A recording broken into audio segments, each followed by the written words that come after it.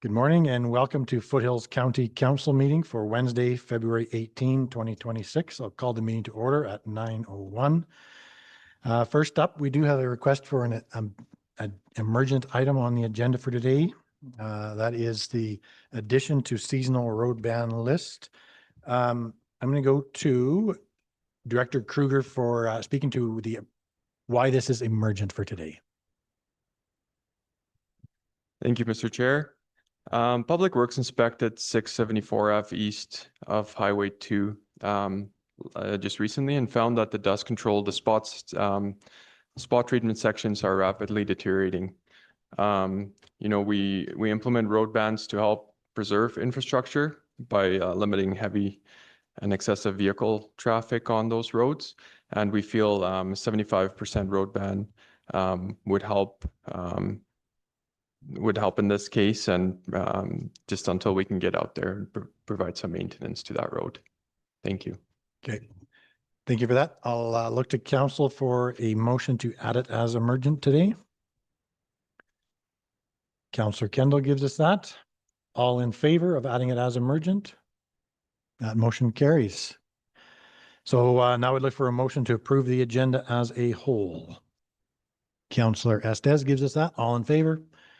Motion carries. Let's start off with our roundtable discussion. I'll go to Councillor McHugh. Anything for the roundtable this morning?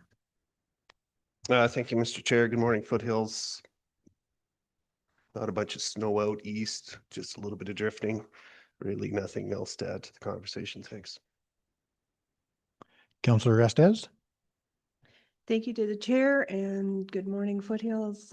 Yes, some snow, a little bit of drifts, but nothing major. Thank you. And nothing for Division 1. Things are looking good as winter goes.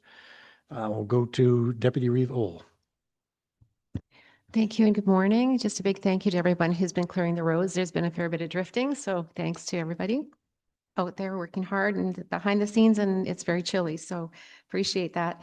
And also just thank our departments, Ledge Services and our enforcement services for the policing survey that's now out there. And just to let you know that we were able to find that out through the Crime Watch. So hopefully there's going to be a lot of uptake on that. I know some others have shared it as well. So hopefully we'll get some good responses on that. That's everything. Thank you. Councillor Alger.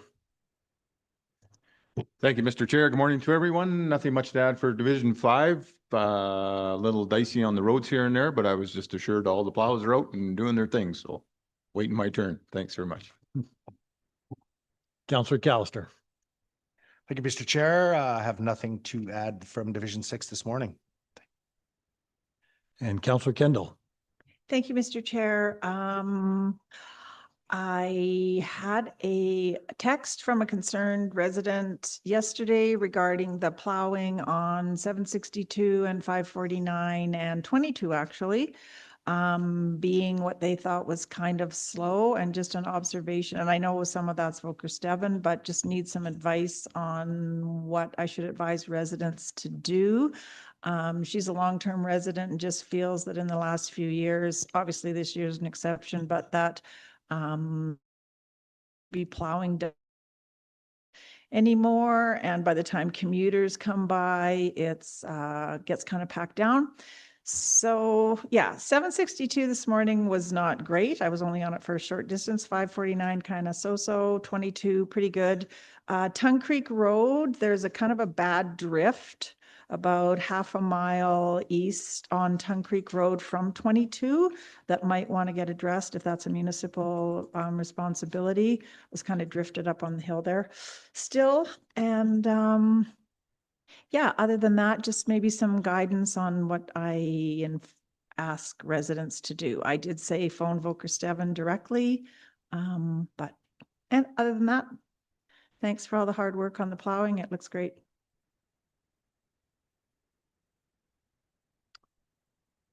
Okay, well, I guess you'll probably provide an update on plowing as we come. So Mr. McLean, any updates for us or answer for Councillor Kendall? Good morning, Council. Good morning, Foothills County. So through the chair to the floor. Yes, so yesterday and today we've had all plow trucks out, graders, skid steers and graders out in Heritage today. As far as 22 and 549 Tongue Creek, that will be Voker. I can reach out to someone at Voker and ask about the drift on Tongue Creek. We did have a plow truck starting on our roads off of 762 yesterday. As far as shifts and midnight work, we've never worked overnight with the county. Just with the way our hours are in the commercial drivers. So we work from the mornings from 6 till 6:30 or 7. If that answers your question, Councillor Kendall. Okay. And that's all I have. Thank you. Thank you very much. Mrs. Allard, any update from you? Good morning, Council. I do have an update just on our 311C Click Fix software. I presented to you guys a little while back about naming the app for FC Connect, but I did want to let you know that the website portion of that software is going to be live on Friday. So we will have the box just on the top right-hand corner of our website by Friday, and it will be live to the public. So we're doing a very soft launch right now. So just to see how requests trickle in and stuff, we've done quite a bit of testing, but until we totally push this out to residents, we just kind of want to test it a little further with it being live. And when we get confident in that, we will roll it out through education, socials, documents, and tax notices, that kind of thing. So you will see that on Friday. I will send you guys an updated link so we can share that with the residents. And well, I do have him here. Mr. Story with IT is in the back here, and I just want to shout out to him for all the thanks IT has provided in helping set this up on the website side and the app side as well. So. Councillor Estes? Yes, just a quick question.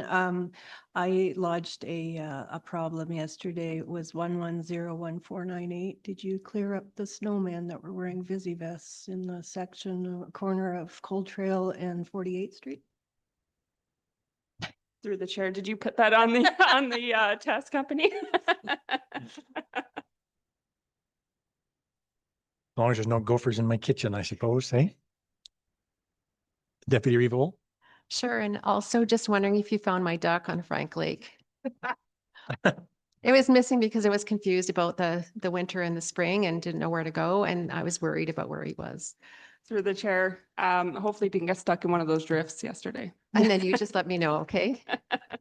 Thank you. And then in all seriousness, just wondering if there is a possibility of lodging a complaint that's not put on a public, like on a public stream. Is there also a way to privately do a complaint as well? Through the chair, do you mean like internally? So when you go on the app, it goes and gets posted for everybody to view. And just wondering if I missed something, is there some way to post something that it just goes to Public Works, but it doesn't, or to whoever they choose to send the complaint to, but it doesn't go in the public review? So right now, we do not have it set up that way. That being said, we can change any category to be non-public, public. So they could pick maybe yes. between that? Yes. So just something to consider, because there might be something sensitive that someone doesn't want to have be read by everybody else. Whereas something like on a road that has a deficiency on a road is something no one wouldn't be worried about that. But if it's, you know, something they don't want their name known, or they don't want to have something sensitive shared, that might be maybe an option that could be considered. Thank you. Yeah, so through the chair to Councillor O, there is that option, and the software actually is, I guess, smart enough to detect if there's something that shouldn't be public, people's phone numbers, people's specific addresses or something like that. So it will flag to us on the admin side and kind of note it as a confidential request that way, if there is kind of information that shouldn't be displayed publicly. So. Councillor Estes? Yeah, sorry. I did note that you could post anonymously. Yeah. Okay, thank you for that. That hopefully will work out very well for us. Manager Cornelison, any updates? Thank you. Good morning, Council. Good morning, Foothills County. It's good to be back. And the crew right now, my crew, they're working on the Sandy Cross Road. They're kind of clearing some trees up on there. We've got a guy doing cemetery work. And our next Ag Service Board meeting is March 12th, where we'll be looking at kind of looking over that rural conservation advisor position again, and probably looking to hire that after that meeting sometime. That's all I've got for today. Thank you, Manager Porter. Morning, Mr. Eve. Morning, Council. Just one thing for Council this morning, and then I do have item B3 on the agenda. Just for Council's awareness, March 26th at 1 p.m., we're going to be having the first Airport Advisory Committee meeting for the Foothills Regional Airport. That's all I had for Council this morning. Thank you. And Deputy Director Stapley. Thank you, Mr. Chair. Good morning, Council. So you received an email yesterday from Chief Marshall regarding the fire restrictions. They have been lifted as per the weather conditions we have. However, we will continue to monitor them, as we all know things can change quickly in our country, and we will reevaluate those as necessary. Also, the policing survey is live as of Sunday, and it will run until February 28th on the county website. Thank you. Okay, thank you very much. We appreciate everybody coming in. Unless you got something on the agenda, I hope you have a good rest of your day. Let's go on to the business items. Let's go to B1, Foothills Enforcement 2025 Year-End Report.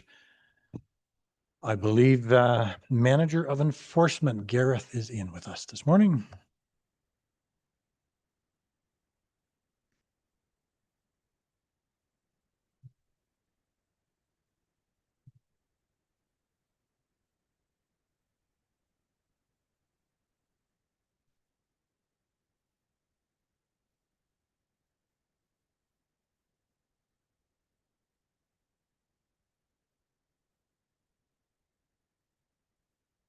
Just checking you can hear me. Yeah.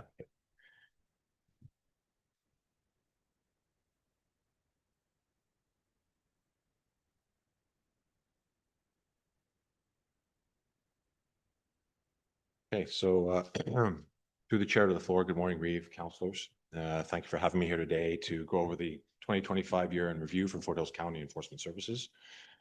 Over the past 12 months, the team continued to deal with staffing issues while responding to calls. Sorry, can you just maybe move the mic a little bit closer to you there? Sorry, Reeve. Over the past 12 months, the team continued to deal with staffing issues while responding to calls for service, traffic education, and enforcement. In March of last year, the new senior community peace officer was hired to support frontline enforcement and supervision, and 6 months later in September, the manager retired. This again reduced our staffing levels by one to an acting manager, an acting senior community peace officer, and one community peace officer.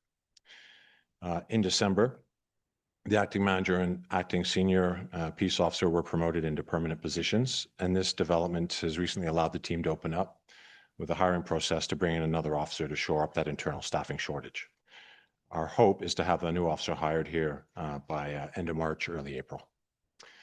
Last year, we had 344 calls for service, which was almost identical to the 343 that they had in 2024. The average calls for service for each frontline patrol officer was 138. Statistics showed increased calls for service in the second and third quarter. The increased call volumes from the second and third quarter mirror historical trends, which are consistent with the return of warmer weather, where people are transitioning to more outdoor activities.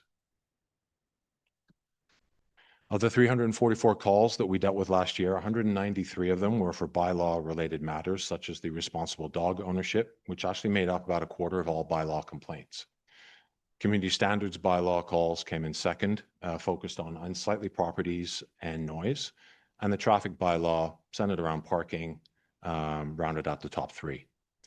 We had a further 102 files for provincial statute complaints, centered around speeding, as well as requests for patrol, again focused on speeders.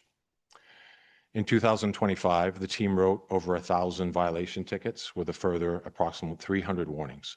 This was a significant increase in enforcement and warnings from 2024, and has contributed obviously in large part to the team expanding in size that allowed the bylaw complaints to be evenly distributed and thus provide more time for people to focus on traffic-related matters. Some of the top roads for 2025 statistically included 176th Street West, 32 Street East, that's both north and south of Okotoks, Highway 2, 2A, and 22X. Other roads of note also include Dumbo Road, Highway 540, and what's locally known as the Dump Road, Highway 783 going to the landfill.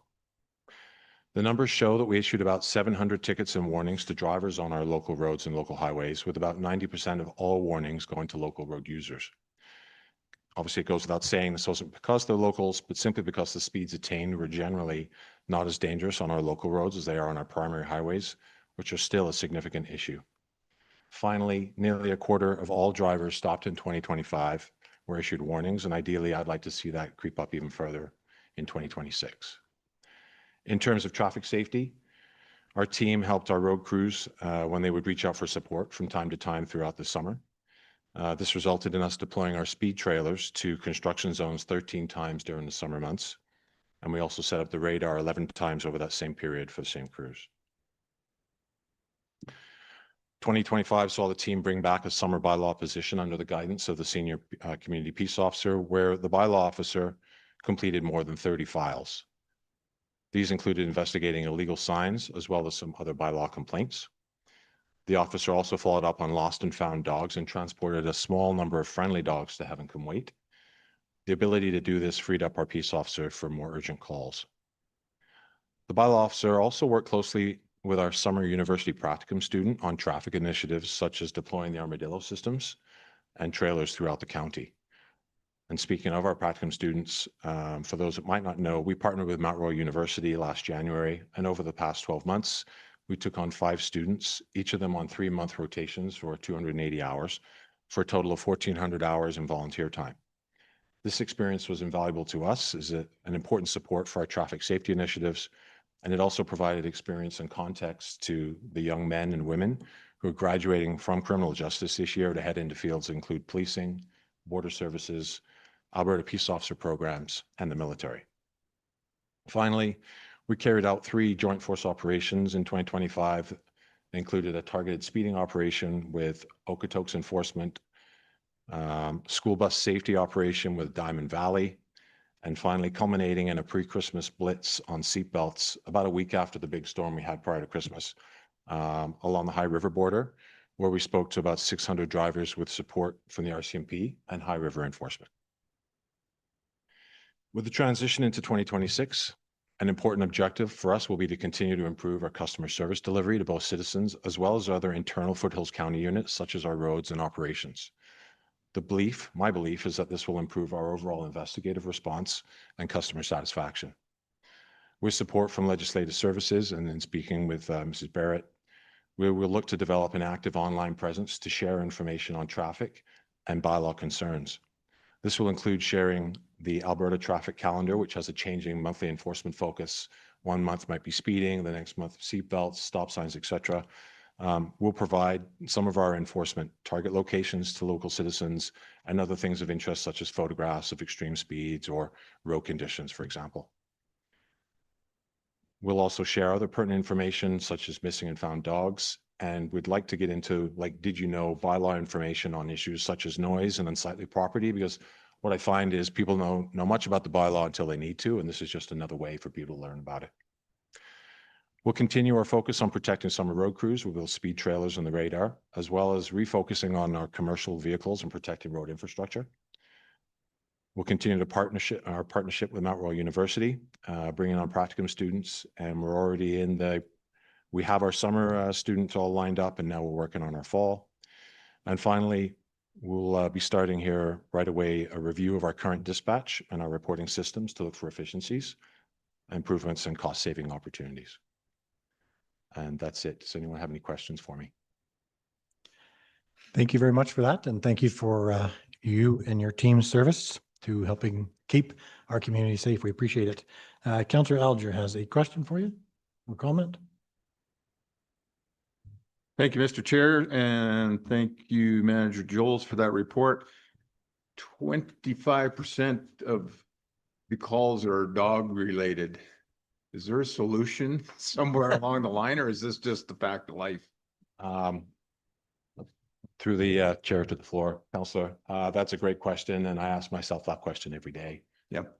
Really, it comes down to people being neighborly and just thinking about the neighbor they're living beside, right? On both sides of that fence. Yeah. So, yeah. So is there does anybody else do any like public awareness, or like should we be putting something in a newsletter and kind of emphasizing the issues that go on throughout the county?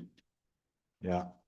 Council, I don't have a specific answer for that. I mean, we will be putting out information online for people, but I really think that it's a personal issue for people. And a lot of it, I think, is just, not my dog. My dog is different, or, it's that mindset that some people just have.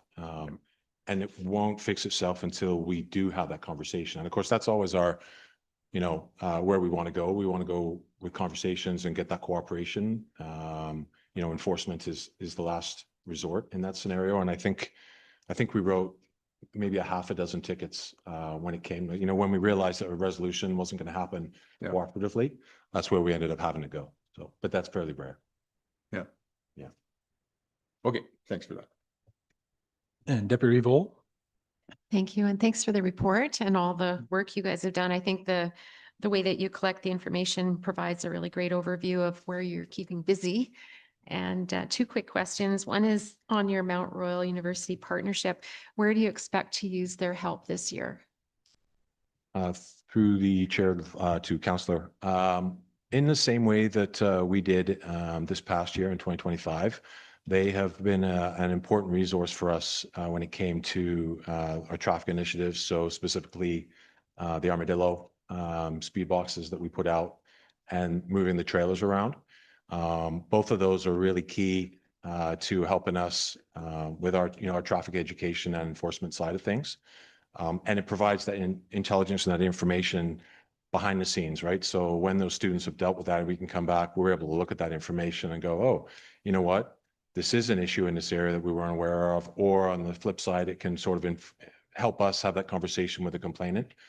We just had these out for a week and the students were able to show that it wasn't really an issue. So we'll be using them there. Other areas we'll probably use them again as an issue for us every summer is the illegal signs.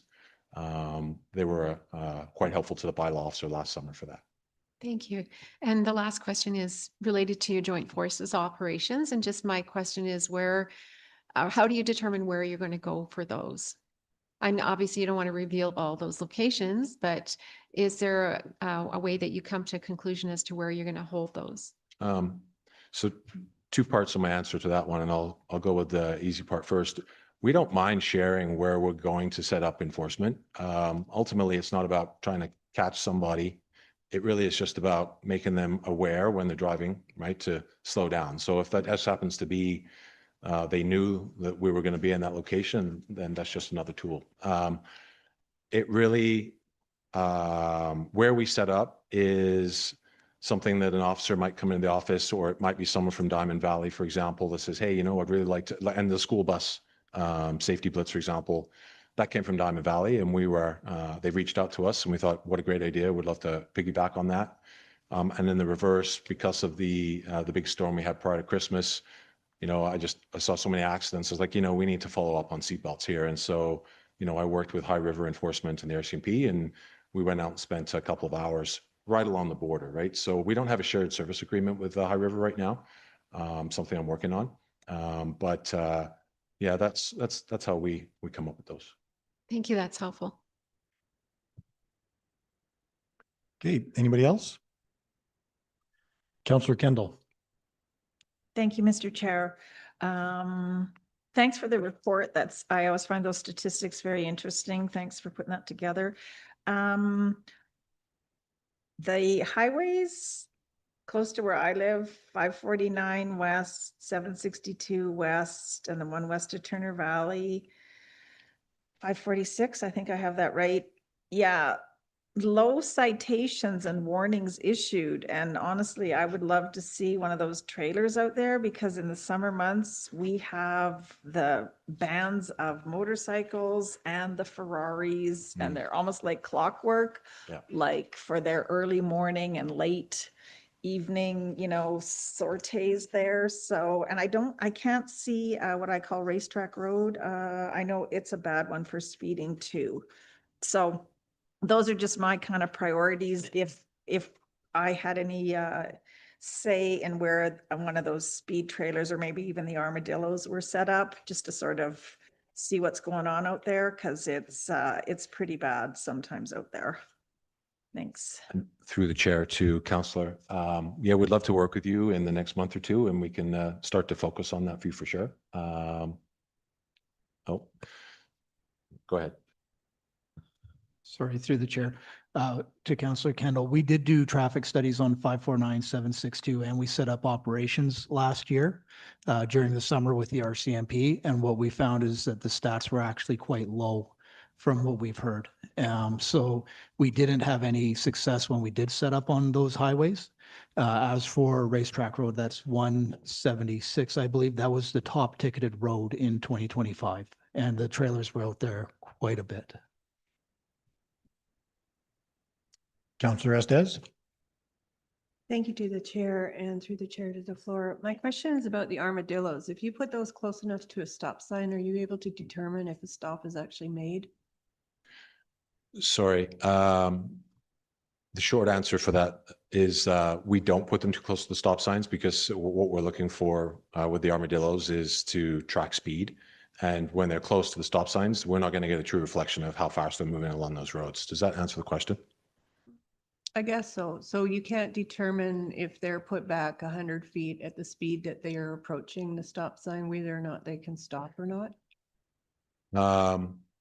No. So we can't capture that information with a vehicle slowing down to the stop sign.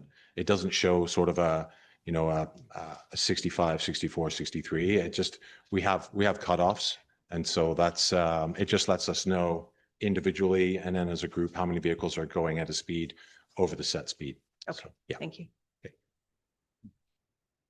Okay, anybody else? If not, I would look for a motion to accept the year-end report for information. Councillor Callister gives us that. All in favor? The motion carries. Thank you, Manager Jules, for coming in. We appreciate the work you do. Thanks, Reeve. Thank you, Council. Okay, let's go to B2, Family and Community Support Services, FCSS. I see Councillor Kendall's name here. Did you want to start this or did you want Manager Porter to? Oh, go ahead. I was just here for moral support and that if there's any questions that the councillor couldn't answer. Thank you.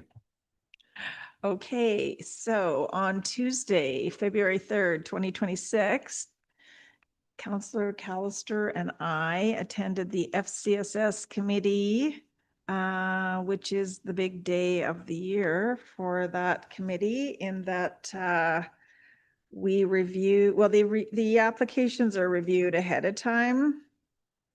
And we just went over them. There were a total of, I believe, 34 applications. Don't quote me if my math's a little wrong here. 3 live in-person applications. That one of them, I think, was by Zoom, but the other 2 people came in. So totaling those 34 applications, again, if my math is incorrect, forgive me. We awarded the applicants $375,635. Yeah, it was good to see where this money is going in the community, and yeah, very interesting process. Okay, thank you for that. Great way to use that 80-20 and support our community and significantly well thought out initiatives. Any questions for Councillor Callister on the FCSS? Councillor Callister or Kendall?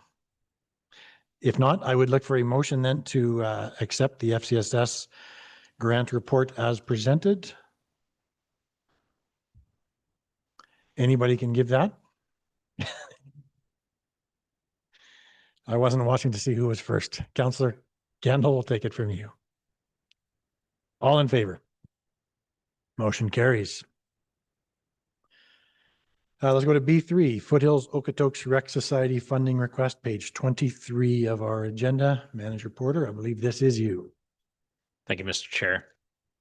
Before council today, and that is a report regarding the Foothills Okotoks Recreation Society and a motion that was made in the Okotoks Foothills County IMC. So some background behind this was in November 27th, 2025, the Foothills Okotoks Recreation Society, there was a motion made, and that by the Treasurer Roger Taylor, recommending that each of the municipalities, the owner municipalities being Foothills County and Okotoks, contribute $20,000 per year to the Capital Reserve Fund. The impetus behind this motion and that was that we had just expended around $1 million, $1.5 million to replace the turf at the field house, which depleted our reserves down. And there was a worry that if we were to incur another unforeseen cost, so let's say some of the HVAC system or something like that went down, that there wouldn't be enough funds available for the society. So this motion was made. So with that, it was decided that motion should be taken to the Foothills County Okotoks IMC meeting on December 2nd, 2025. And at that meeting, in that Reed Siebert made the motion, and that the request from Forest for $20,000 for the capital reserve contribution referred back to each municipality. So with that, request went before the Okotoks, Town of Okotoks Council, and is here today in front of the Foothills County Council. So with that, the Town of Okotoks, and that has ventured out on a new practice of lumping all their budgeted funds for asset renewal into one line item. So this allows each of their assets and that for each area and facility to be based on that practice. The Town of Okotoks at this time has decided not to make a contribution of $20,000 per year to the field house, but rather to beef up their line item for asset renewal needs to reflect this request. So based on this information, Foothills County Administration recommends the following motion.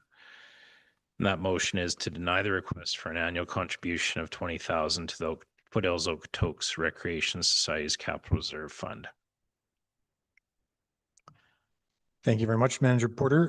Perhaps I'll just jump in before we go to the board as the chair of, or co-chair of the FORES. I guess there's one thing to add. The society has been without a building naming sponsor for a year now. And that money, we were collecting 40,000 a year, and that's kind of where the 20,000 each, total of 40,000 came from. And that money is always set aside for the capital expenditures down the road to build that capital reserve fund. And so we've been without that for a year. Fortunately, yeah, it looks like that's about to come to an end. I think we've got a building naming sponsor that we will be likely announcing in a very short time. So that's part of the impetus behind this. It is one of these situations where we wear different hats depending where we're at. I think sitting in the FORES wearing that hat, it certainly makes sense to request some support for this to offset the loss of that building naming. And over the past year, while we've not had a building naming, the name of Foothills County and Okotoks has been highlighted more and more in the absence of somebody else. So there has been that benefit. However, that is wearing that hat, and today I'm wearing the council hat, and I think it makes sense, the recommendation. Should there be a shortfall and a big capital item request, FORES can always come and ask for it at that point in time, as opposed to having money sitting there waiting. So I do support the recommended motion and that staff has put forward today. With that, I'll go to Councillor Alger. Good one. Thanks, Mr. Chair. Mr. Porter, aside from the funds that the Reeve was just talking about, where would the lion's share of the 900,000 that we had of capital reserves come from over the years? Through the chair to the floor, that those dollars came from the building naming rights primarily, and that for the facility. So that's where the money was derived from to pay for the turf replacement. As the chair has said, that we are in the middle of negotiations currently in that with potentially having a building naming rights sponsor for a 10-year term. So that would lend some financial stability and that to the facility. As well, discussions with Town of Okotoks administration and Foothills County administration. We do recognize that because the nature of the facility jointly owned, we'd share 50% of the costs. If something were to happen and that fund wasn't replenished, obviously, we're going to pull from municipal coffers to make it right to keep that building operating, and that it is definitely an asset to the residents of Foothills County and the town of Okotoks, and definitely something that we wouldn't allow to go into disrepair. Thank you. So I guess that leads into my second question. Can we use municipal reserves funds to supplement things that need to go on at the field house? That's what those funds are for. Are they not for recreation? I would probably defer to our Director of Corporate Services on that, of where we would look to utilize funds for that. Through the chair to Councillor Alger, we do have funds set aside for recreation requisitions from community groups and other any other things related to recreation. And although we have earmarked some amounts in there for specific groups, we do have some funds in there that we can allocate to this should council decide to go down that path. We do have some money in our recreation requisition budget line to do that. Yeah. Councillor McHugh. Thank you, Mr. Chair. Through the chair to the Parks and Rec managers. Sorry, could you just repeat what the town of Okotoks did for a motion on that? Absolutely. Town of Okotoks has gone to a new practice, and that so the administration has the ability to expend up to $50,000, and that within their own budget without going back to council. Anything above that, they'd be looking at putting into an asset renewal line item in their budget. So each year they would carry a certain amount of dollars in that for asset renewal. And with that, that practice and that they decided not to make a contribution of $20,000 each year to the field house. But what they're going to do is beef up their line item for asset renewal to reflect this request. Okay, thanks for that. And so sorry through the chair to Director Hammond, we have a contingency that in the event that there was a shortfall. With the chair to Councillor McHugh, we do have council does have about 800,000 in the 2026 budget that council can use whichever way as they see fit. Okay, perhaps just for a little bit more clarity, so the county and Okotoks do contribute every year to the operating loss of the facility. Going to say right around $200,000 per year. Is that? That is correct. Okay. So the discussion today isn't about the operating funds, but rather the capital reserve. And so if we were to approve this, it would essentially just be transferred there and it would sit in reserve until such a time as needed. So it could also sit in county coffers until such a time as it's needed. So with that, we do have a recommended motion to deny the request of that contribution. Alternatively, we could just acknowledge and move on because Town of Okotoks did refuse it or did essentially refuse it, I guess, so to speak. So, or any other direction, Councillor McHugh? Thank you, Mr. Chair. And to the chair, I would give you the motion to deny the request. And just quickly in speaking to that, the municipality has enough contingency in reserve if necessary. And in light of the fact that hopefully sponsorship is coming forwards, hopefully it is not required. Thanks. Okay, take that motion to deny the request. Anybody else? Call the question. All in favor? Motion carries. Thank you very much, Council. Thank you, Manager Porter. Okay, let's go to B4, Foothills Country Hospice request for support, page 24 of our agenda. Manager Barrett. Thank you, Mr. Reeve. The Foothills County Hospice has approached the county for support to their 10th annual Hike for Hospice Hustle. It's taking place in May. I've gone through the history because I know council likes to know what we've done in the past, and I can't see where we've provided support to this specific event in the past. I see we have provided various levels of support to their gala and to their golf tournament, and probably most notably their building fund. But I believe this might be the first time they've actually asked for support for this event. So the proposal is in your packages, and I just look for council's direction as to whether you would like to provide support or not. Okay, thank you for that. Deputy Revol.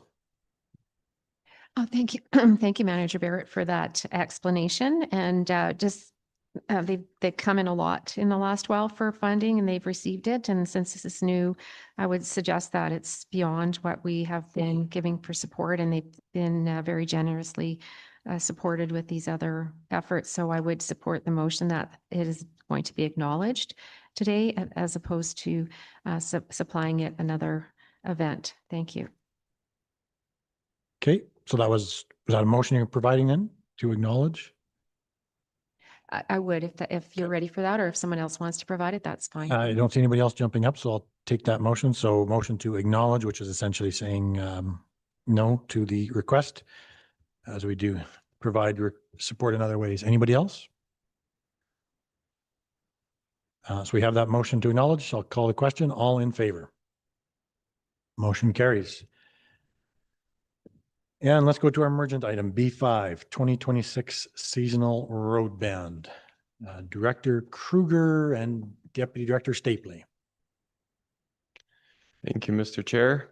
Purpose of this request is for council to review the proposed addition of 674 Ave East. This is between Highway 2 and 168th Street East. Just to add it to the seasonal road ban list, which is active right now. Public Works recommends 75% ban along this section of road and will continue to monitor the condition. Any questions, I'd be happy to answer. Thank you. Thank you for that. Perhaps just as the counselor for the area, I would just say thank you for this. I think it's needed. Concerning, given the volume of traffic and the deterioration of that road, I think it's certainly appropriate. Local farmers, they have an opportunity that they can still use the road, correct? To the chair, that's correct. Local farmers can contact road data for a free ag permit. Okay, thank you for that. Councillor Kendall. Thank you, Mr. Chair. So this is a little early for seasonal ban, usually. Through the chair to Councillor Kendall, I apologize. I don't like the word seasonal road ban, but these bans are currently on as is. So what you'll see typically mid-March, weather depending, is when the spring bans are active.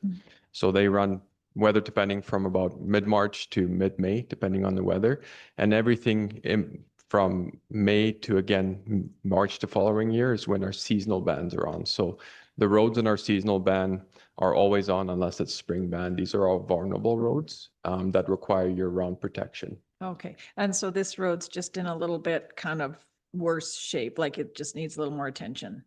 That's correct. Okay, thank you. Councillor McHugh. Thank you, Mr. Chair. So Through the chair to Director Kruger, this is the hall. Is that this is Connemara? Through the chair to Councilor McHugh, this is the road just north of 690th. Typically, you don't see them using this as a haul road. Ideally, you know, that it's either the Connemara Road, and Reeve might know historically what roads they use most, but then 232nd is the haul route. Typically, you would see the north-south road from Highway 23 to the north, or you go south. I'm not sure what highway that is to the south, and our neighbors to the south there. But 674 is typically not a road we've seen being used at all for this, but we are seeing that traffic, and it is doing some damage to the road. Okay, thanks for that. So through the chair, so this is an MRO road or a dust controlled road? Like, there's distinct difference there. This morning you mentioned dust control. Through the chair to Councilor McHugh, this is a gravel road. The parts that are deteriorating is the spot control, dust control sections in front of all the residents.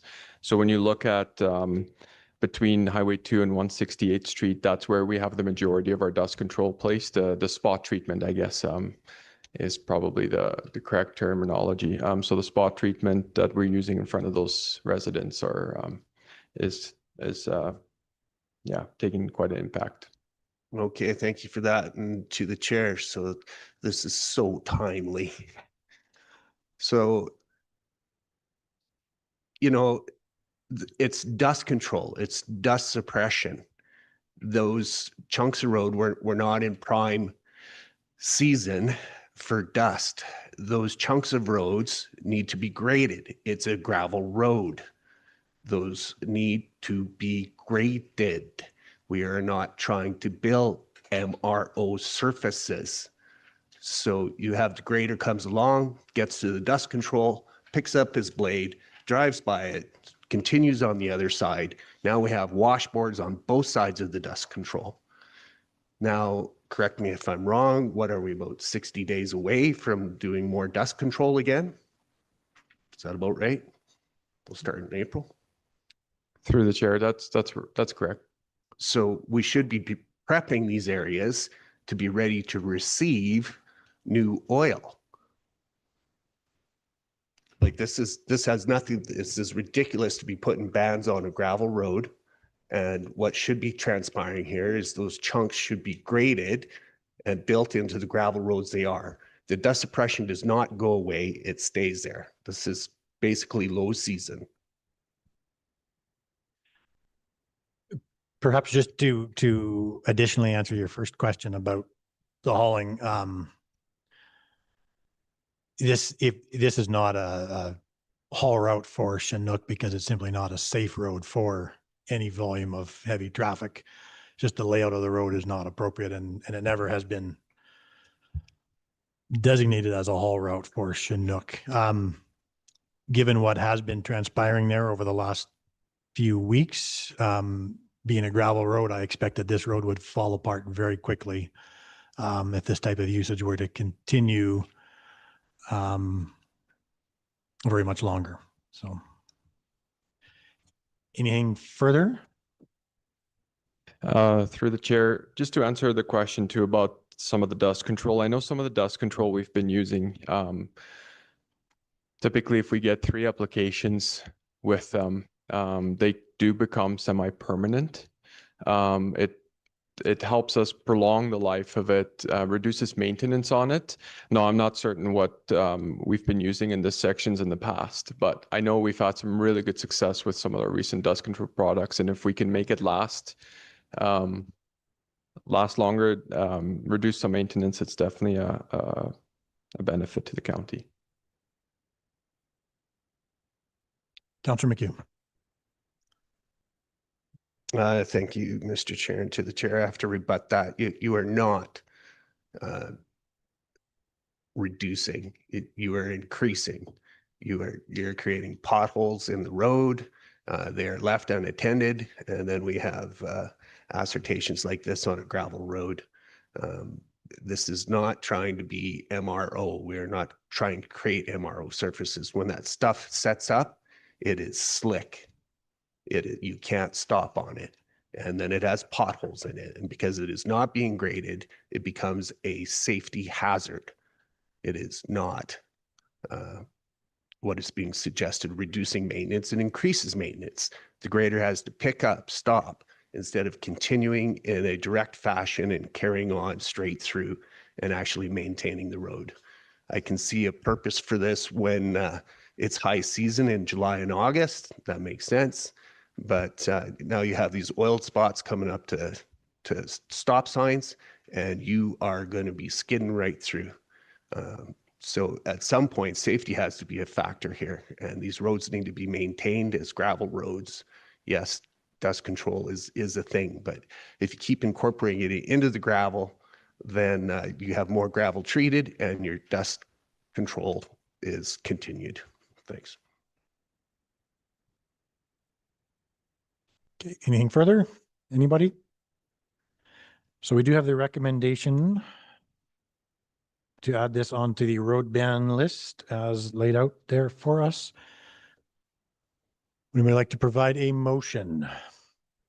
Councillor Alger, that would be the motion presented here to add on. Okay. Take that motion. Anybody else? I'll call the question. All those in favor? Oh, sorry, I didn't. Go ahead, Councillor McHugh. By speaking in opposition to the motion, there should be no ban on a gravel road, and the road should be maintained as it's supposed to, and those sections should be graded and made to be safe for all users. Thanks.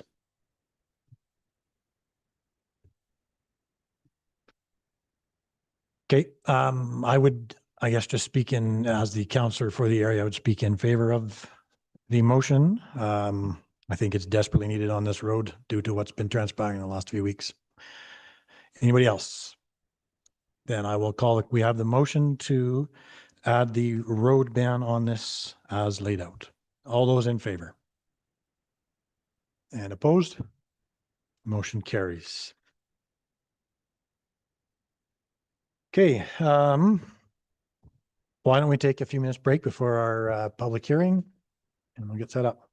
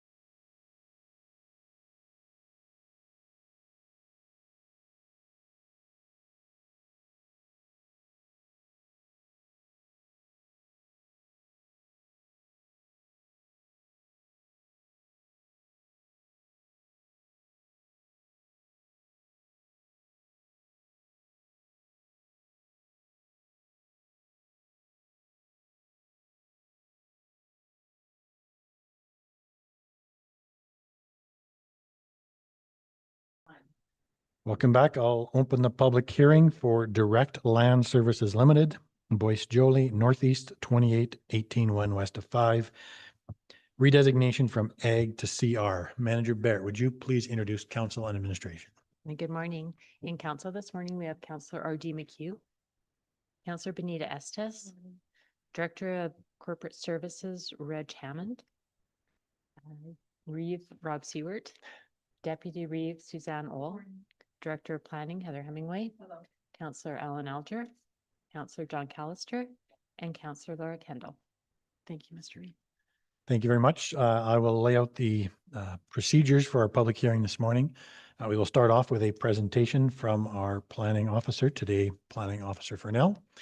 Following that, we will go to the applicant for any comments or presentation you may have. Following that, we'll go to the public if anybody has something to add. We don't have anybody registered, but you never know what may come up. Following that, we will then go to closing comments, first of all from the applicant and then back to planning officer. At each stage, council and administration will be given an opportunity to ask questions for clarification. So with that, Planning Officer Furnell, please proceed with your presentation.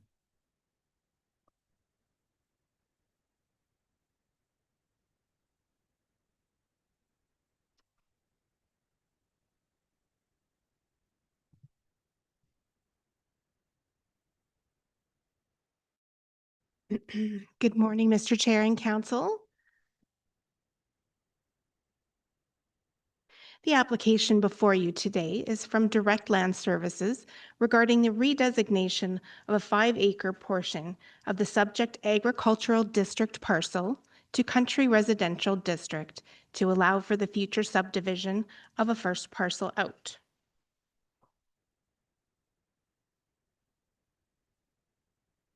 The subject property, which is identified on the map, shaded in black. It's not going.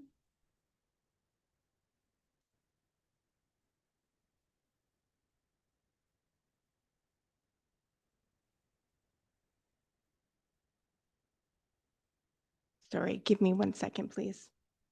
I'm going to try sharing that again.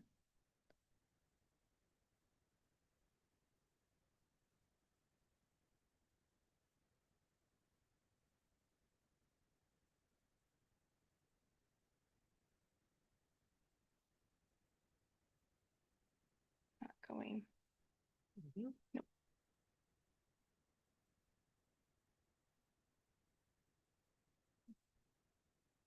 We did try the arrow. Should I try this guy?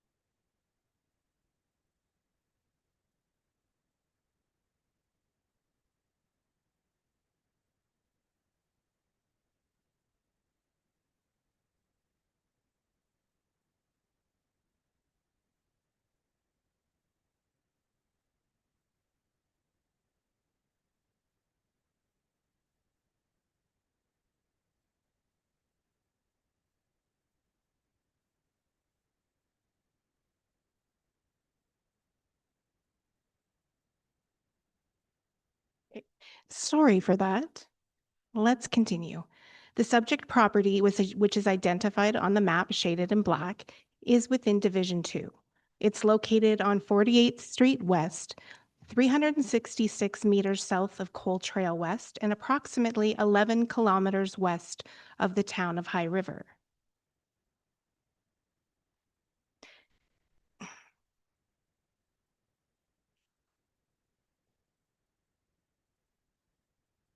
The application proposes a redesignation of a 5-kilometer-acre portion of the subject 160-acre agricultural district parcel to country residential district to allow for the future subdivision of a 5-acre country residential district first parcel out, leaving a 155-acre agricultural district balance parcel.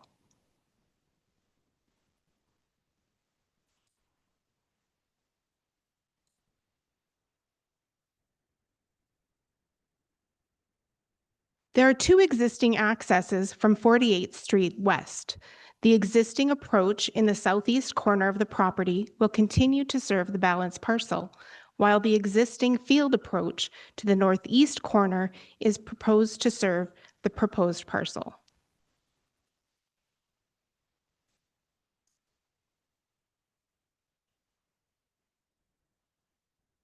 These photos represent sightlines from both the existing approach on the left and the existing field approach on the right.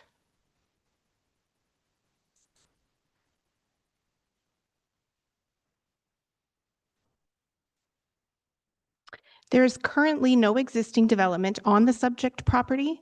The proposed parcel will become farmyard, and the balance parcel will remain pasture land.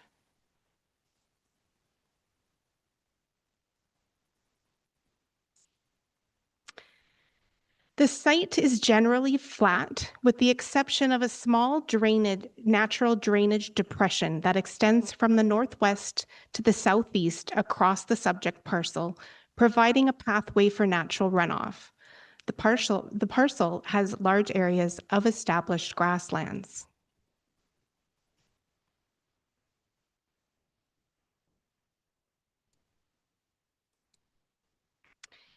The images show the topography of the 160-acre subject parcel. The picture on the left shows the drainage on the southwest portion of the property. The picture top right was taken looking west. The picture on the bottom right was taken facing north towards the proposed parcel.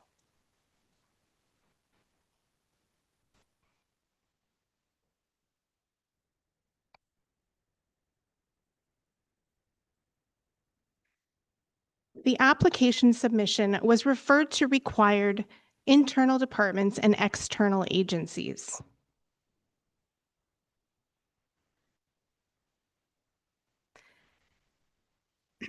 Public Works has noted the septic disposal evaluation to be prepared for the 5-acre proposed parcel. 5 meters of land along the full east boundary of the subject parcel, 48th Street West, for road widening purposes by way of caveat will need to be taken as a condition of subdivision. The existing approach to the proposed parcel requires upgrades to meet current municipal standards, namely beveled edges on culverts and gravel surfacing. Public Works should be contacted for construction requirements and inspection.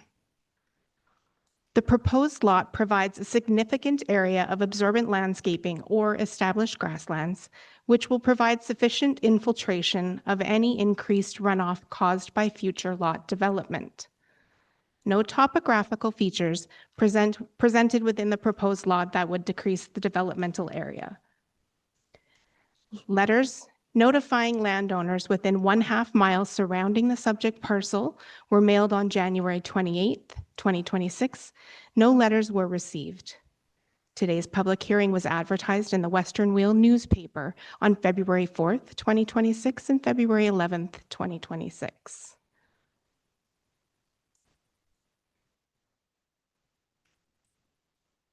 This concludes my presentation. Thank you, Mr. Chair and Council. Thank you very much. Any questions from council or administration at this time? Seeing none, we will go to the applicant, Lane Boyce Jolie. I trust I said that reasonably close. If you could perhaps correct me if I'm wrong and proceed with any comments or presentation you may have. Excellent. Thank you for taking the time out of your schedule this morning to have this hearing, and thanks to Carrie for the work that was put into the file. It's Beaujolais, so you were darn close. And I did bring my kids with me because it's reading week and they're learning about municipal politics. So I thought that I'd take the opportunity to have them here with me today. I don't have any additional questions. I think that the presentation probably speaks for itself. Open to if any thoughts or questions from panel. Okay, thank you very much. And it is great to see your kids. It's wonderful to have them here and learning. Any questions from council administration? Councillor Kendall. Thank you, Mr. Chair. Through the chair to the applicant. Just curious, this is your pasture land, like you pasture horses or cattle on here? Yes, I do. I run cows or heifers out there. And is the lot proposed for yourself or you live close by already? I live in actually near Division up by Bar T5. I run cows down there in the summer, and you know we're looking for the future here, what we can do with this parcel, right? Whether it be one of our kids or family build a house down there, or potentially somebody else. So you have no real plans about whether you're keeping it in your family or selling it at the moment? Haven't made that decision yet. Okay, thank you. Anybody else? I don't see anything, so I don't have anybody registered, but if anybody in the gallery wishes to speak to the application, now would be your opportunity. Okay, with that, we will go to closing comments. I realize there's not much been said, but if you have anything to close, that would be great now. Nothing for me, but thank you for your time. Okay. And any questions for Mr. Beaujolais? Beaujolais. Thank you. We will then go to Planning Officer Fernell for closing comments. I have no closing comments. Thank you. Okay, and one last time to Council Administration with any questions. Seeing none, I will then close the hearing. You're welcome to remain in the gallery for our deliberations and potential decisions, or you can watch them online. Either way, a decision will be sent to you once the minutes are ratified of today's meeting, probably next week. Thank you very much for coming, and I hope you enjoy the rest of your day. Okay, Council, why don't we tend to this right now while it's fresh in our mind. This is in Division 2, Councillor Estes. Thank you to the chair. I have no problems with this subdivision. It fits with the municipal development plan, land use bylaw. It's a little smaller than some of the other pieces that have been taken out locally. But yeah, I don't have a problem with this. Thanks. Okay, anybody else? Councillor Kendall? Thank you, Mr. Chair. Generally, I would not have trouble with first parcel out, but I do just have a little bit of trouble about speculative things. It's just me, I guess. But that would be my only concern, is that there's no real concrete plans about what is intended for this subdivision. So that's my one and only reservation. Councillor Alger? Thanks, Mr. Chair. As Councillor Estes said, it fits within the MDP. I'm okay with the first parcel out. The more seasoned councillors will recall over the last couple of years, we've had some issues with doing country residential in this area because of the feedlot applications that are around, and putting more country residentials within those feedlot areas is a cause for concern. But if we follow the guidelines of the NDP, it's totally allowed. Thank you. Okay, I guess then for myself, this is right in the middle of, I think we used the term feedlot sandwich. Large feedlot to the east, large feedlot to the south, large feedlot to the north, 2 feedlots to the north. Our MDP generally does support a first parcel out, with the exception of those instances where there is land use conflicts, particularly around the agricultural piece. feedlots means smell, means dust, means traffic in large volumes. So, yeah, I just am, I guess I'm torn on it because I'm not sure that the MDP does support it, and I'll leave it to that. Anybody else? Deputy Reeve Ohl. Well, thank you for the comments. Certainly a good question about the proximity to feedlots, and hopefully that will be something that is really forewarned to whoever the owner is, that we don't receive a lot of complaints based on the location. However, as far as it fitting with the municipal development plan and our success, if we were to refuse it and go to appeal, would likely be overturned just based on the fact that it does follow our actual our planning documents. And so I always consider whether it'd be better for us to have our conditions versus having that lost if it was going to appeal. And sometimes we prefer not to have our decision-making authority used on something we totally disagree with. However, other ones have been supported in the past in the area. So then to single this one out and say that it doesn't fit may not be handled evenly, if you want to just use that as an example.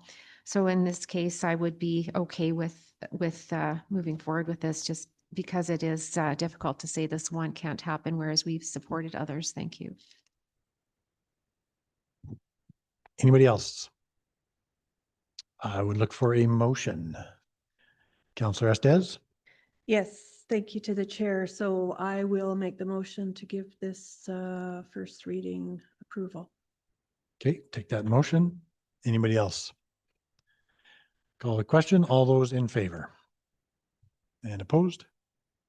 Motion carries.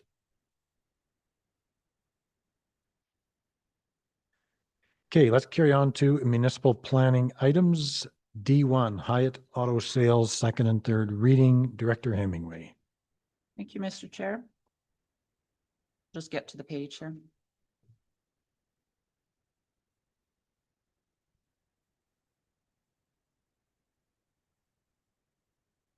This is a request for second and third reading on a bylaw rezoning the subject property agriculture to country residential district to create a 6-acre country residential district first parcel out of an unsubdivided quarter section, leaving approximately 152.57 acre agricultural district balance parcel. First reading was granted on October 9th, 2024, and the public hearing was attended by Reeve Seward, Deputy Reeve Ohl, Councillors Alger and Councillors McHugh, which would be the only ones able to provide second and or third reading on this request. All conditions imposed at first reading have been met. Just back up, this is an application in Reeve Seward's division. There's an existing residence on the 6-acre parcel that the applicants are proposing to remove. You can see the site plans on page 151, and this is east of Cayley, east of Highway 2. Any questions? I'd be happy to try and answer them, sir.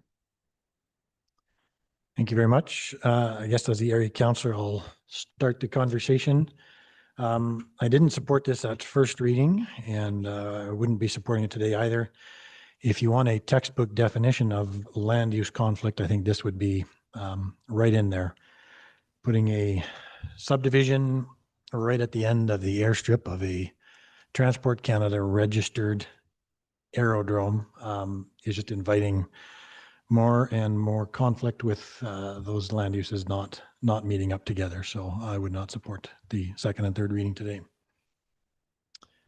I guess just to comment on the MDP, yes, our MDP does generally support first parcels out, which this does fall under, but not in instances where there is direct land use conflict, and that is within our MDP. So with that, anybody else? Deputy Reeve Ohl. Thank you. I was in support of this originally. To see the conflict of leaving a stranded airstrip for whatever purposes may come in the future, that could be a big conflict, and not having it attached to its intended connection here. I see this as fraught with difficulties, and I would not support it. Thank you. Anybody else? Councillor Alger. Thanks, Mr. Chair. Just to clarify, is the strip still under the purview of the airport authority, not the airport authority, but whatever you said it was? Canada what? Canada Transport? Whatever. Director Hemingway better answer that. Strips. We find airstrips all over the county. They are utilized for a variety of purposes, but Air Transport Canada oversees the airstrips. It's not a land use in the county. We don't have any say. People build them and then they go directly to Transport Canada.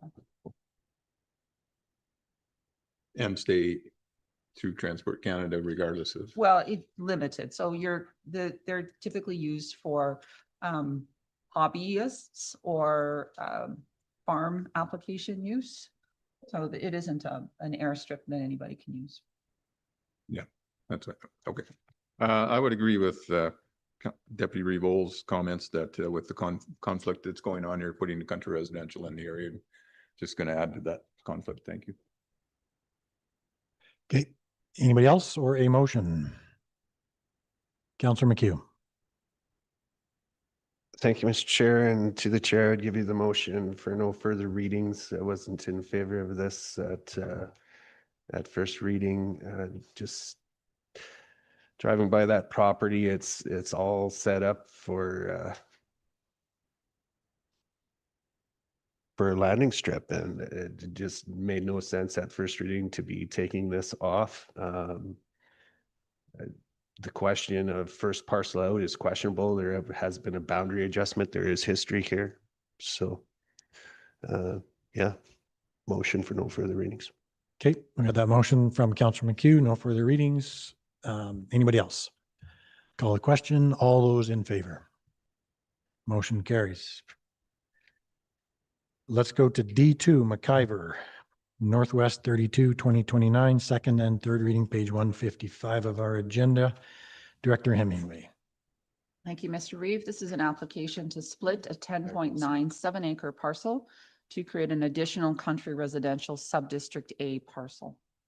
This application was granted first reading in March of 2024. And once again, we have our more seasoned four councillors that are able to provide second and third reading on this application. This is just northwest of the town of Okotoks in Councillor Alger's division.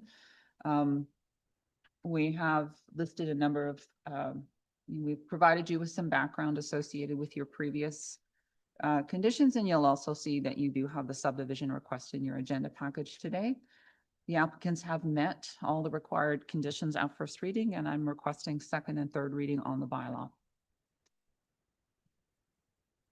Thank you very much. This is in Council Division number 5. Councillor Alger, did you want to start us off?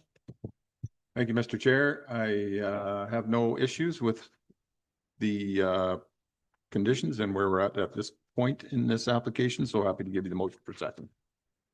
Okay, take that motion for second from Councillor Alger and the 4 returning councillors. Anybody else? Don't see any. I will call the question. All those in favor? Motion carries. And we'd be looking at third then. Councillor McHugh. Motion for third reading. Got that motion for third reading from Councillor McHugh. Anybody else? All in favor? Motion carries. Moving along, let's go into subdivision approving authority. We have one item there. So would somebody like to give me a motion to go into subdivision? Councillor Alger, all in favor? Motion. All in favor? Sorry. And opposed? Oh. Okay.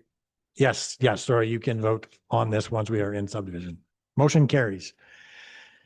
E1 McIver, request for subdivision, page 163, Director Hemingway. Thank you, sir.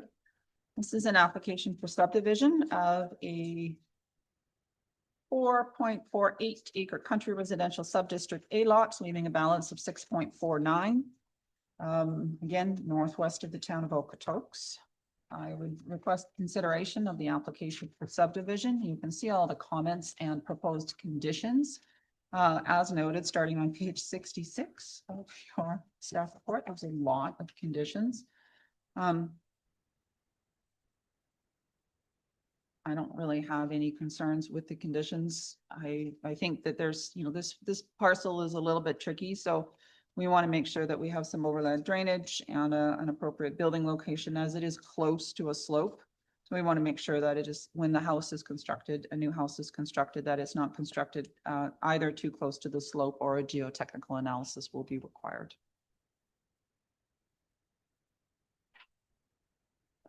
Okay, and MR was already taken in Yes, 1983 or 68 rather. Goes back a few years. Yeah. This is in Division 5. Councillor Alger, would you like to start?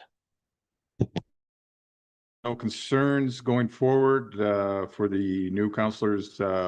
If you look on page 170, the parcel to the north at 11.61 parcel was also, it was kind of a joint, not a joint thing, but it was done at the same time. So that 11 acres does not represent that 11 acres has been subdivided into 2 lots also, and kind of shows what's going on in that particular quarter. And then against the town of Okotoks and the Darcy Ranch Golf Course. The only question, not a question, comment, I guess, about the environmental reserve easement, that it does not go to the east side of the property, so it kind of strands a piece of property there. But there's no recommendations from Public Works on this, so I'm happy with what's going on and happy to give you the motion for the subdivision. Thank you. Okay, I'll take that motion. Motion for approval of the subdivision from Councillor Alger, any but Councillor McHugh.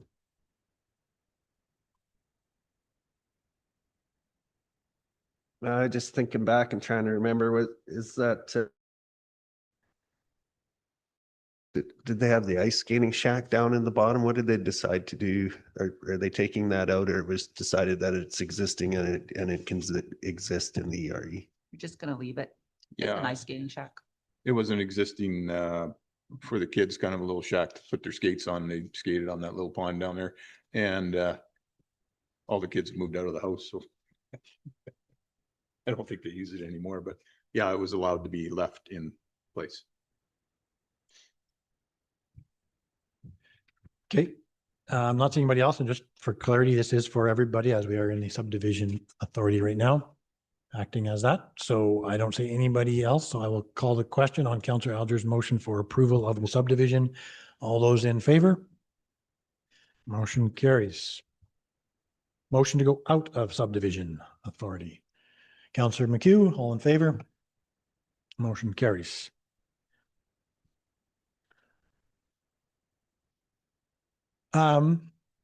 We have some time. Why don't we go into closed for our confidential items? Motion to go into closed. Councillor Estes, all in favor? Motion carries.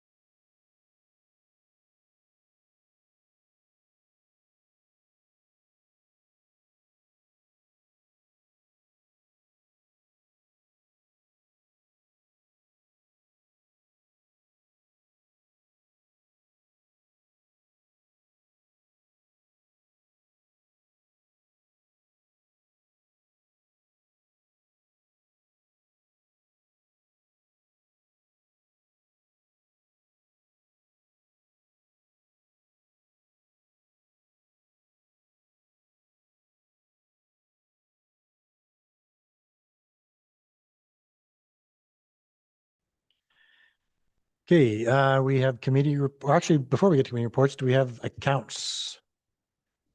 They completed? Yes. Questions on accounts? I did have one. I didn't look at the accounts, but just on the list, there's a lot of small payments to legal firms, like 20, 30, $40. What was that all about? Nobody has that answer right off. Was there other questions while we're looking for that answer? I don't see any, so we can get that answer in due time. I would look for a motion to approve accounts for today then. Councillor Callister gives us that. All in favor? Motion carries. And minutes. Trust we've all had a chance to look at them. Any questions, comments, or a motion? Deputy Reeve-Ohl? Thank you. I'll just mention I did ask for a minor change, and it was just to add a mover to one of the indicated items on the minutes. But other than that, it looked good to me. Okay, so was that a motion to approve minutes with that minor amendment? Okay. I don't see anybody else. I will call the question. All in favor? Motion carries. Okay, let's go to committee reports. Where did we start? The Councillor McHugh, go ahead. Thank you, Mr. Chair. Nothing to report. Thanks. Councillor Estes. Thank you to the chair, and I have nothing to report either. Thanks. Okay, for me, I had a regional mayors Reeves meeting, so just met together with the local mayors to discuss local issues. There was talk about the regional table a little bit that the CMRB members of the North had started. In addition to High River, I guess I better add them in there. Yeah, and just not a lot of interest in that. We talked a lot about recreation and where we're going regionally with recreation. Everybody kind of is expressing the need for more recreation funding down the road, and some of the holes, Diamond Valley's pool and facilities are getting old. Okotoks need some upgrades in their facilities. No real firm understanding of any sort, but certainly just expressed our joint large expenditures for recreation that are sometime down the road.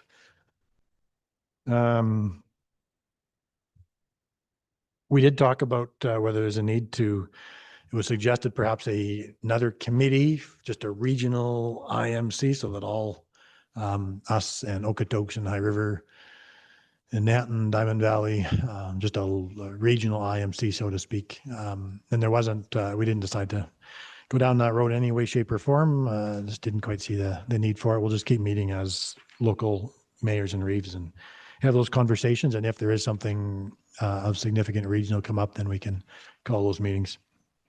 I took in the, what do you call it? The Emerging Trends Conference. My big takeaway with that is that the assessment piece of data centers, so the computer dating equipment is non-assessable, and that typically equates to 80 to 90% of the total value of a data center. So that changes significantly my understanding on what the tax value of these facilities would be. There's also a lot of talk about fraud and such, and lots of examples given in that regard throughout the day, in addition to the final session that was about that. All in all, I think it was a good day. So that was all for me, Councillor McHugh. Thank you, Mr. Chair. And to the Division 1 councillor, here one. The rec questions were, sounds like it was 85% around pools. Is that accurate? Like the discussion around recreation, you mentioned Black Diamond Pool.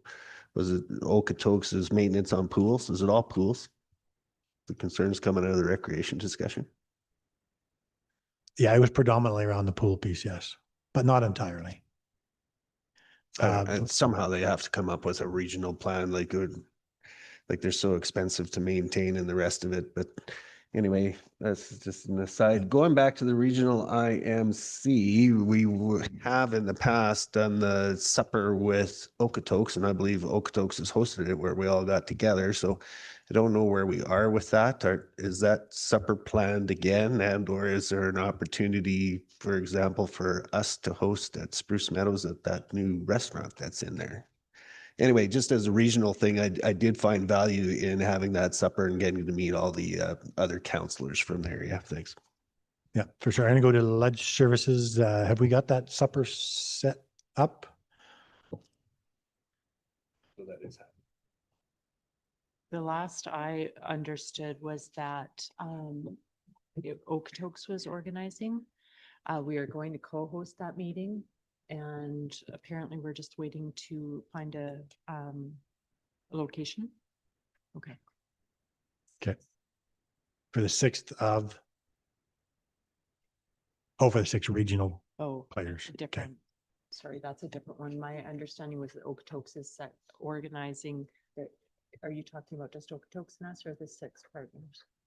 The 6 partners, that's what we've done in the past. It was generally, usually we did it up at Orville's and it was hosted by Okotoks, and just as a regional thing, I found there to be value in that and getting to know the counselors from all the different areas. Sorry, I misunderstood. Yes. So yeah, we are in the works with that and co-hosted with Okotoks. Okay. We So don't we have look- a date at this time, but we are working on it. Okay, we look forward to that. Let's go to Councillor Kendall, committee reports. Thank you, Mr. Chair. On February 12th, I attended the Diamond Valley Sheep River Library Board. They are currently accepting applications for board members if anybody is interested.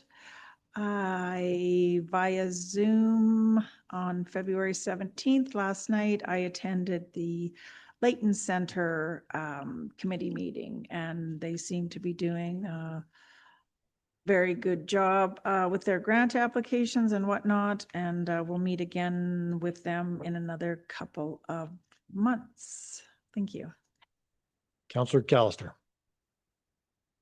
Thank you, Mr. Chair, and my committee reports. So on the 12th, on Thursday, I also attended the Emerging Trends in Law, Municipal Law Zoom meeting, a riveting experience with lots of great presentations. And then on the 13th, the evening, I attended the My City Care, A Night to Shine, which was a very enjoyable event, very good cause there to help that community. On the 17th, I was to attend a library tour of the Marigold Library in Strathmore. That was to be yesterday, but it was postponed due to inclement weather. And that is all I have. Councillor Alger. Thank you, Mr. Chair. Also attended Emerging Trends on Thursday, the 12th. Riveting is not the word I would use, but nonetheless, a lot of good information on, I was very fond of the data centers and the municipal fraud. And I'd like to comment that the higher you up, you're up in the rankings of the municipality, the bigger the fraud. Keeping an eye on you, Mr. Hammond. And then we got into contract law, and then I kind of got lost in there. That was a little too daunting for me, but nonetheless, a lot of interesting program, but a big day. That was the only thing I had officially, and then unofficially, yesterday morning, I attended the DeWinton Community Association and sat with that group, and we just discussed the ongoing things with the community associations. That's all I had. Thank you, sir. Are you ready? And Deputy Vole, committee reports? Thank you. I heard a bit about the Brownlee LLP Emerging Trends Review, and I concur. There was some very interesting topics there, and if nothing else, it really makes us want to keep our eyes open in so many ways. Just, so many things are coming up that you may or may not have guessed that they could happen, and you just need to learn from our neighbors that just be awake. And really, a couple of other topics that were of interest to me was duty of care to the contractor, about the implications of not having something ready for their site, and projects that could cause a delay. So I thought that was interesting. There's a meeting coming up if those who are interested with developing data centers could meet with the premier, apparently. I think there's a lot more caution needed. We heard again that there's really, how much is really in it for us if we were looking at benefits to those developments, and a lot more questions and concerns are coming up about things that are consumed or side effects, such as, of course, water is major, but there is plans for these other technology, but whether they work or not, we don't know. We don't know the answer to that because there's not enough sites built here to really have those answers yet. Yeah, the fraud was the wake-up call for sure. And setbacks, that was really interesting. Apparently there's a review by the AUC, and I'm thinking our director of planning might have taken an opportunity to share her perspective on that. And if not, one of those really interesting concepts about using setbacks in terms of allowing various developments as a way for the county to have a say when we have no say in whether they go forward or not. But there is the municipal aspect that can be how would you say, mitigated somewhat if we have some of those things put into our land use bylaw. And yeah, just appreciated that. I always appreciate that they're right on the money, literally, and also wanting us to be proactive. So that's all I had for report today. Thank you. Director Hammond, did you have any committee reports for us today? No, Mr. Chair. No. Director Hemingway. Thank you, sir. I have nothing to report. Manager Barrett.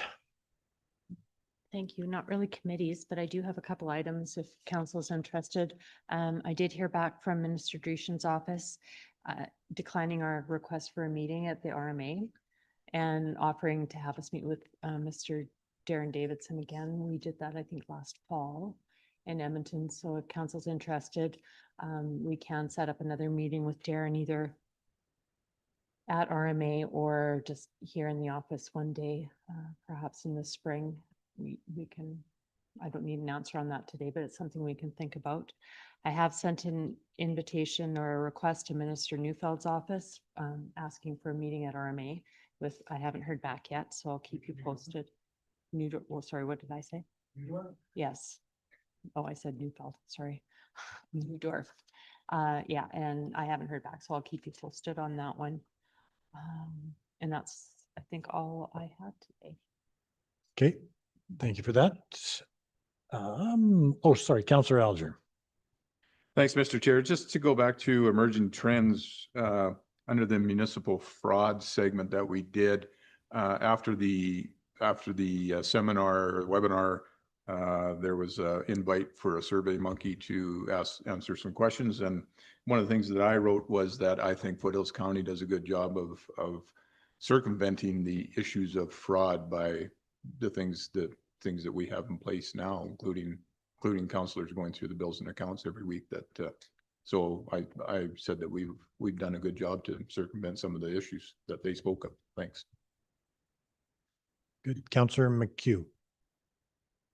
Thank you, Mr. Chair. Through the chair to Deputy Revol. I guess I would ask you to expand a little bit on the setback suggestion, especially considering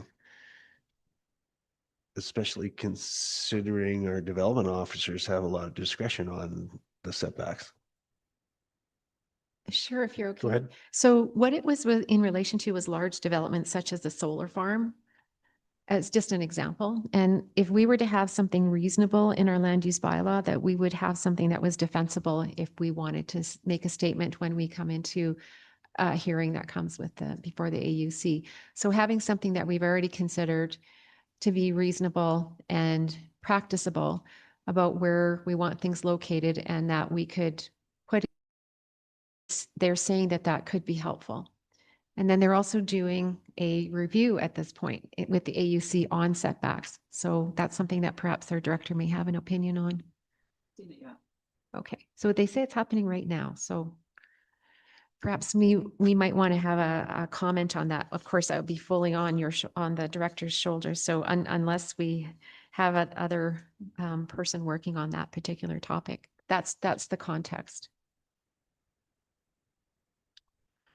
Okay, with that, then we do have a couple of motions coming out of closed session. I will go to Deputy Reeve Owl. Thank you. I would move that to invite Mage Networks to provide an update to council about their upcoming internet service project in Foothills County. Okay, so we have that motion. No comments, all in favor? Motion carries. And Councillor Estes, I believe you have the other one? I do. Thank you to the chair. I move that council postpone action directed under resolution 02 of 2026 and refer the request to the Foothills Regional Services Commission for a future meeting between the commission, the Frank Lake stakeholders, and Nature Calgary.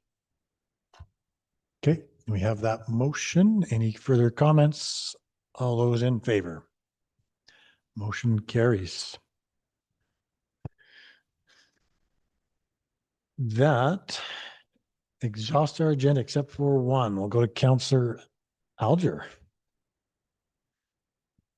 Thank you, Mr. Chair. I'll make the motion that is written on the staff report of option 1 that council approves the cancellation of the Foothills Capture Program. Okay, thank you for that. We have that motion. All in favor? Motion carries. And hopefully I'm not missing anything else.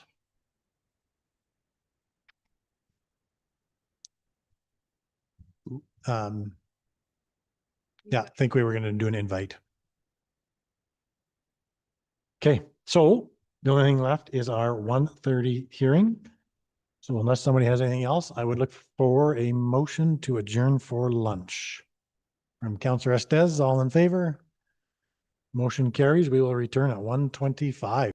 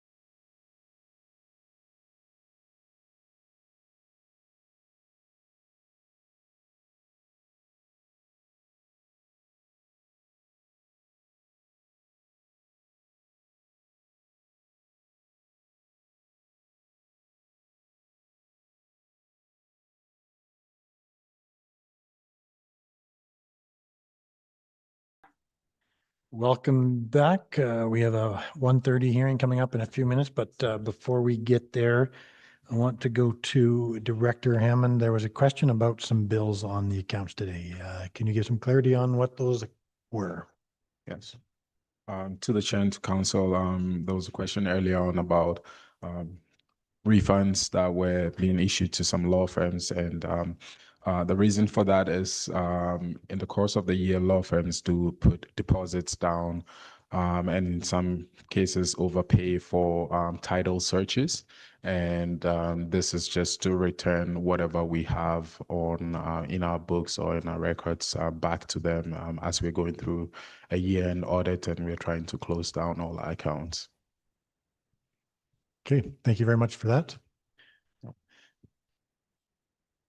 We still have 1.5 minutes till our 1:30 hearing. If council has anything else to bring up today. I did just forward you an email. We got an email from the South Region Foothills Little Bow or South Region RMA Director Christman. She just forwarded on a request for support for some invasive lobbying in relation to which came from the Alberta Irrigators group. I don't remember the name of it. So I did reach out for more clarity on what specifically they're asking. And so I did forward on that email. It gave some more clarity just a few minutes ago. So I don't know if anybody had anything to add to that. Otherwise, we can review that email. And if there is an action we want to take, we could bring that forward next week or otherwise.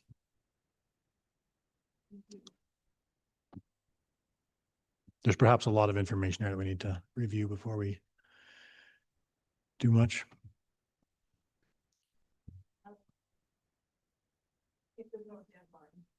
Sounds fair enough.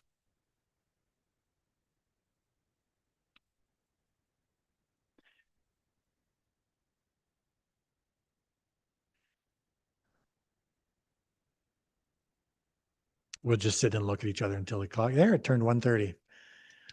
With that, I will open the public hearing C2 for 710-716 Alberta Limited, McGowan, Alderside Junction, Southwest 13-2029 west of 4, redesignation from Ag to GI, HCMR, and Public Utility, page 41 of our council agenda.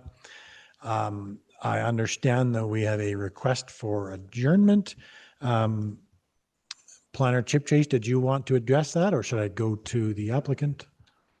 I mean, I can start for sure that we did get a request to adjourn today's hearing. There was a letter that was provided to council with respect to that. And I do believe that the agent who is here today would like to also address that. Okay. And the request was complete? Everything was included? The request for adjournment was complete? There was everything included, the fee and everything? Yes, it was complete. They did provide the fee required for that and the letter, of course, in respect to that. Okay. Thank you for that. Agent Bunda, did you want to address this, the adjournment? Thank you, Mr. Reeve. This is not something I do often. I can't even remember the last time I did it, actually.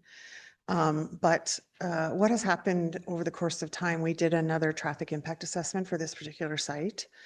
And now there's 3. So there's Western RVs, Western Gateway, there's the Volker-Steven TIA and our TIA. And so the third TIA, we included all of the metrics.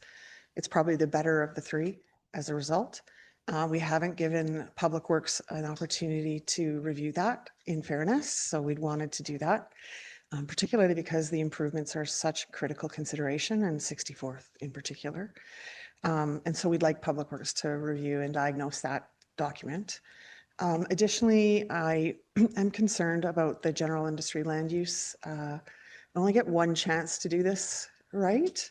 And as I explained in the letter, the last 2 weeks ago with the Invest Plus application, I took some pause from the conversation around the general industrial land use. And in that regard, I think what I'd like to do is make a different kind of application. I think that explains the business uses that we're trying to put in here a little better and is more comprehensive with some elevations, architectural renderings, all of the proper screening, just to alleviate any concerns council might have about a use adjacent to the regional field house, and particularly work with administration on not only the land use choices, but also how that site plan evolves. The 45-acre site in particular that we had identified has a single unified user and probably 200 employees. So over 2 phases. And I described that to Teresa and she said, that's probably a lot for us to take on. Like, you know what, you're probably right.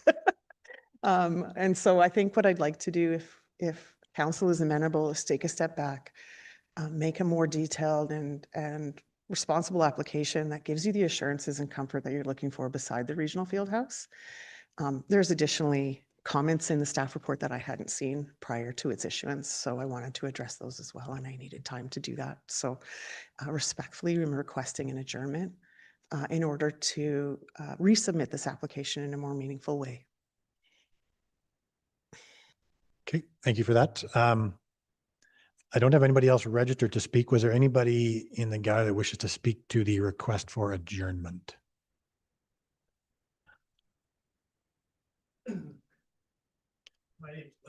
If you recall, I'm the landowner, Mr. Chairman.